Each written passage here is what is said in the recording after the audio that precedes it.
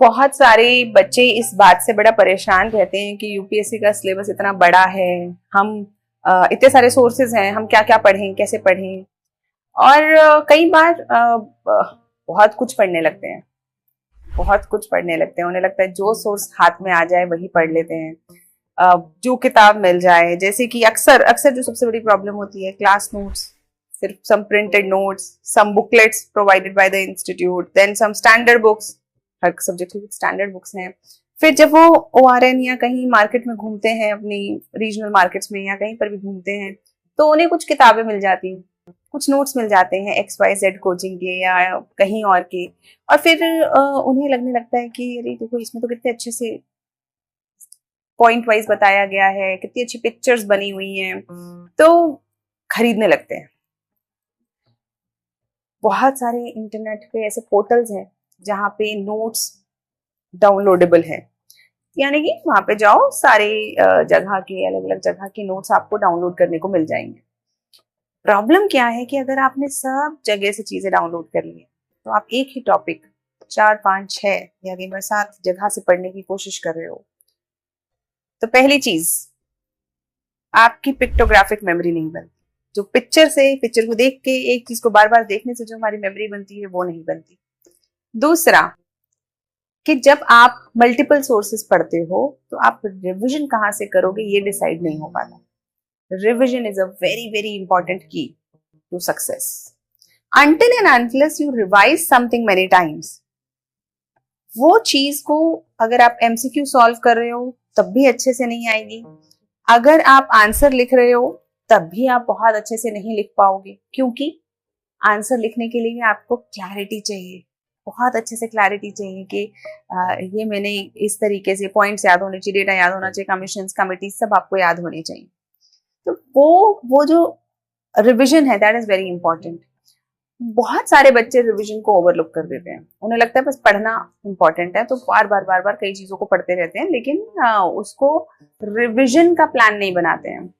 और मैं अक्सर तथास्तु पे भी बच्चों को एक कहानी सुनाती हूँ जब मैं रिवीजन की इंपॉर्टेंस बता रही होती हूँ कि एक बार एक राजा ना एक प्रतियोगिता रखते हैं।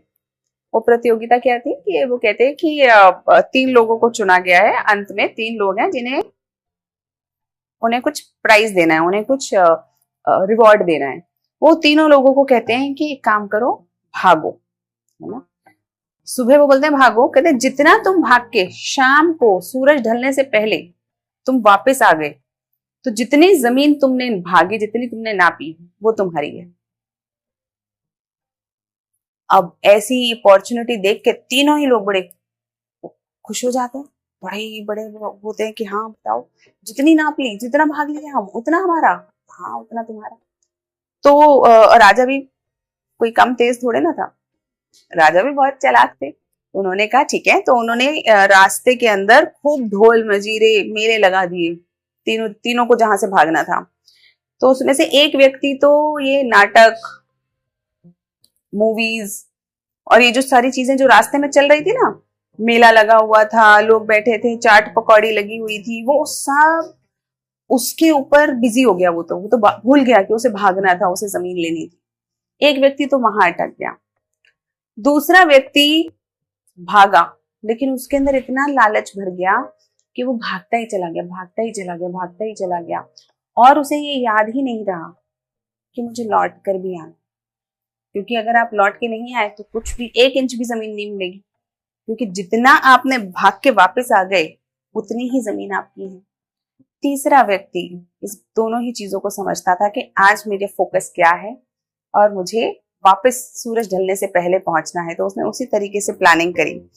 वो भागा बिना किसी डिस्ट्रैक्शन के, बिना इधर उधर देखे, और जहां उसको रियलाइज हुआ कि अब मुझे यहाँ से लौटना चाहिए तभी मैं सूरज ढलने से पहले पहुंच पाऊंगा, वो वहां से लौटा और सूरज ढलने से पहले पहुंच गया और बहुत बड़ी जमीन का मालिक बन गया।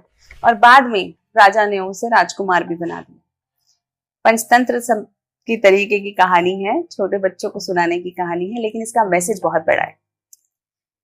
पहला व्यक्ति डिस्ट्रैक्ट हो गया, यानी कि बहुत सारे बच्चे अलग अलग नोट्स देख के, अलग अलग चीजें देख के, अलग अलग बातें सुन के डिस्ट्रैक्ट हो जाते हैं।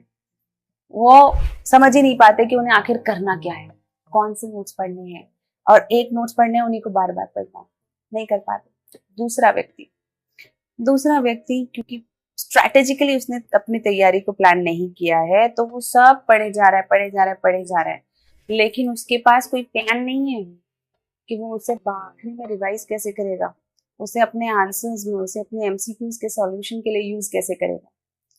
यानी कि ये दोनों व्यक्ति उस जमाने में भी फेल हो जाते थे, इस जमाने में भी उन्हें परेशानी आती है। So we have to be first very focused, second we have to be realistic with our options, with our material that we study, with our sources. इतना मैं पढ़ पाऊंगी, इतना मैं रिवाइज कर पाऊंगी, इतने पे मैं उसको आंसर्स में ऐसे यूज कर पाऊंगी। So be objective and realistic. So revise well, create a proper revision schedule, because without revision there is no use of reading lot of things. Stay happy, study well.